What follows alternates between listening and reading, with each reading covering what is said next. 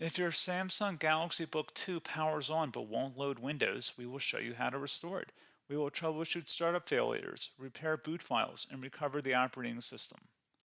A lot of errors pertain to this problem, and we're going to go ahead and jump into what should hopefully be a pretty straightforward process, guys. And we're going to go ahead and jump right into it. First thing I'd recommend doing would be to actually go ahead and boot to the troubleshooting utility on Windows 11. So if you do a hard power off 3 times in a row, Windows should automatically attempt to launch the startup repair utility. And if it doesn't find anything, it will give you the option to select advanced settings, in which case it will take you to a screen that looks like this. Now, if it does not take you to a screen that looks like this, or you're unable to get to that, you can also download the Windows 10 Media Creation Utility, or Windows 11. They probably will make a creation utility for Windows 11 at some point. And it doesn't really matter, you can actually run the Windows 10 utility on Windows 11 as far as I'm aware. And you should be able to run the troubleshooting utilities built in within it. So you just would go ahead and download it to an ISO file and then burn it to a DVD or USB. It'd have to be about 4 gigabytes or more. It couldn't be a small USB flash drive, and it couldn't be a CD. It'd have to be a DVD. And then you boot your computer from it. So depending on the computer manufacturer, you'd have to tap a different key on your keyboard in order to launch that menu, in order to select what boot drive you want to go off of. So it could be anything between the escape key, F2, F8, F12, for example, and those are the function keys on the top of your keyboard. So you may have to just do a little bit of trial and error. Shouldn't take you more than a couple minutes. Googling it would probably be best before you even begin. But anyway, we're ready to go ahead and jump right into it. So we're on the choose an option page. So these will look very similar whether you're booting from it directly within Windows itself, or if you're plugged in a USB flash drive with the media creation utility installed and you selected the recovery option. So when you are setting up your Windows 11 installation or Windows 10, depending on the drive you're using, there should be an option to repair your computer in the bottom left corner of the dialog window, one of the first screens that comes up. You go ahead and select that, and then it would take you to a troubleshooting screen like you see here. And you want to go ahead and select troubleshoot, reset your PC, or see advanced options. And then there are going to be a whole bunch of options in here that we're going to explore in today's video. The first one, we're going to actually go underneath advanced options and then select startup repair, fix problems that keep Windows from loading. So go ahead and select that first.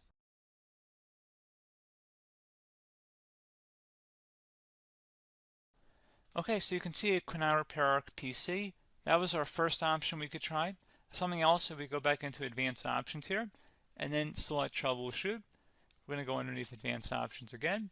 You can go ahead and actually access safe mode by selecting startup settings. And then if you select the restart button, you have the option on the screen select safe mode with networking, which will give you a key on the screen. It'll tell you which key to press to enter that. I believe it's the F7 key. It'll do that for you. I'm not going to go over that in today's tutorial because I don't really want to go into safe mode, but you're more than welcome to attempt that by going into here and then selecting restart. Again, it'll launch another screen. It'll say what key do you want to press, and it'll give you like 7 or 8 different options, and you want to select safe mode with networking. There's also an option for a command prompt too, but that's going to be something we're going to cover later in this video, and we don't even have to go through that in order to access it. So that's why I'm not going to really push for that, because unless you know exactly what's causing the problem, you probably don't need to go into safe mode. Unless you're trying to recover files, in which case then you definitely can go into safe mode, but we're trying to actually recover our computer here. So I hope that makes sense. Something else we can also try here as well would be to uninstall updates, remove recently installed quality or feature updates from Windows. So if you go ahead and select that, you can uninstall the latest quality updates, which generally is the more day-to-day updates. Feature updates are the less regularly released ones, like the big ones. I would equate it to service packs in like Windows 7 and Windows Vista and Windows XP. So larger updates that occur once or twice a year at most.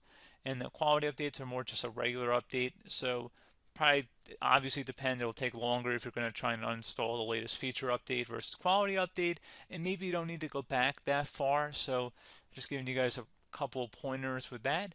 Something else you can also look at here, and we're going to jump into the command prompt in a little bit, but you can select System Restore, which will use a restore point recorded on your PC to restore Windows. And this is something I would highly recommend here, guys. So select Next. Assuming you have a restore point saved on your computer, you go ahead and select the most recently created one, and you'll select next, and then you'll select the drive. You shouldn't actually have to select the drive. You can scan for affected programs, but we're going to keep it all default here, and then we're going to select finish. So once started, system restore cannot be interrupted. Do you want to continue? I think we're going to select yes. I don't think we have anything better to do on our computer right now, so just give it a moment here to initialize. It will take a couple minutes to run, obviously depending on how large your hard drive is and how much is saved on the system restore point. So just give it a couple minutes here.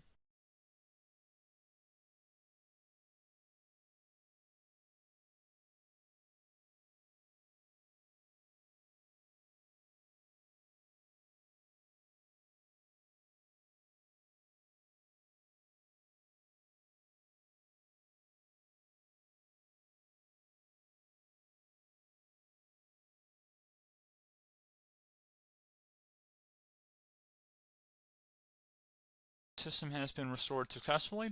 We're going to go over a couple different methods in addition to that if that did not work. So I'm just going to pause the video and we're going to start back on the recovery screen that we started with. Okay, so a couple other things we can try here too. If you go back into troubleshoot, you can select reset your PC, while you choose to keep or remove your personal files and then reinstalls Windows.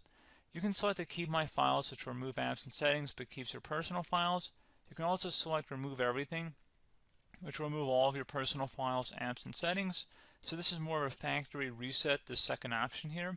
First option, it should not delete all of your personal files. However, it will pretty much clear most of your programs, and keep in mind, there's no guarantee that your information, number one, is even still available and easily recoverable on your computer to the point that you actually would be able to recover anything. And the second point is that there's always a chance that it won't actually recover and it will just do a factory reset anyway. So there's no guarantee that actually would keep your files anyway. So I would recommend trying to get a recovery tool and backing that up first before selecting it anyway. But again, those are a couple different options. And then something else you can try here if you go back to the choose an option. Another option, if you go underneath choose an option and select troubleshoot, advanced options, and now select where it says command prompt. Okay, so the first thing we should do is type our main hard drive here. In most cases, it should be the C drive. So you just do a C colon and then hit enter on your keyboard. So once you're underneath the C drive, we're going to type in dir and then hit enter on your keyboard. It should have program files, users, and Windows all in there. That's how you know you're in the right directory.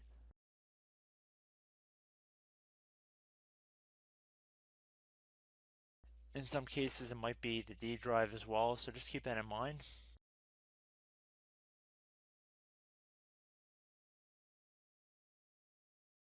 Next thing we're going to do is type in cd space / Windows / system 32 / config, and then you're going to hit enter on your keyboard.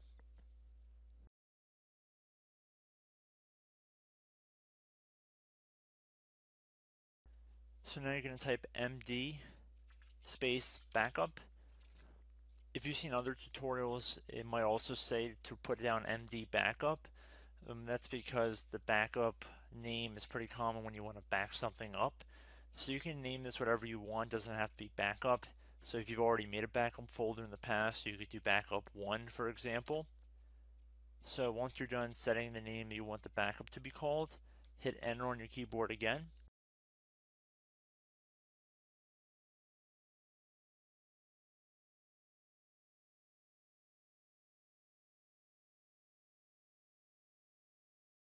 At this point you want to type copy, C-O-P-Y, space, then you want to do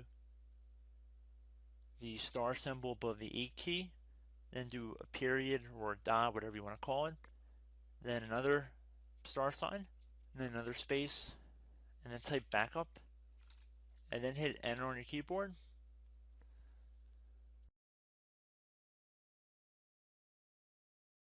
Now you want to type cd reg back, REGBACK, and then hit enter on your keyboard. So now that we are under the reg back, so now you want to type dir again. and then hit enter.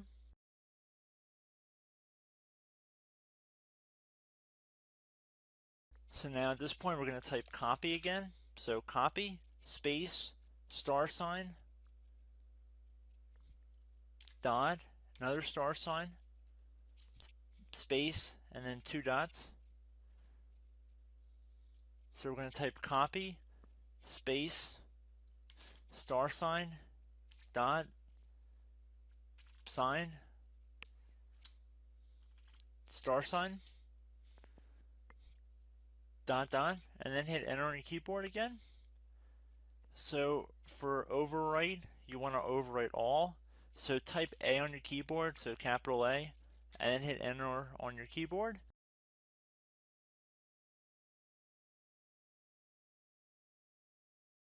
So at this point, you should be good to go. You can close out of the command prompt window.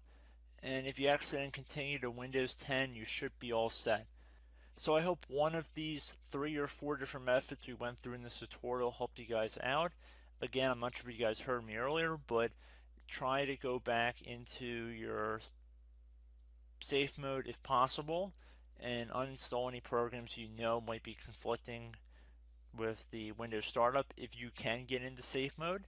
So just keep that in mind. Something very simple like that could be blocking up everything. So again, I hope this tutorial helped you guys out, and I will catch you in the next tutorial. Goodbye.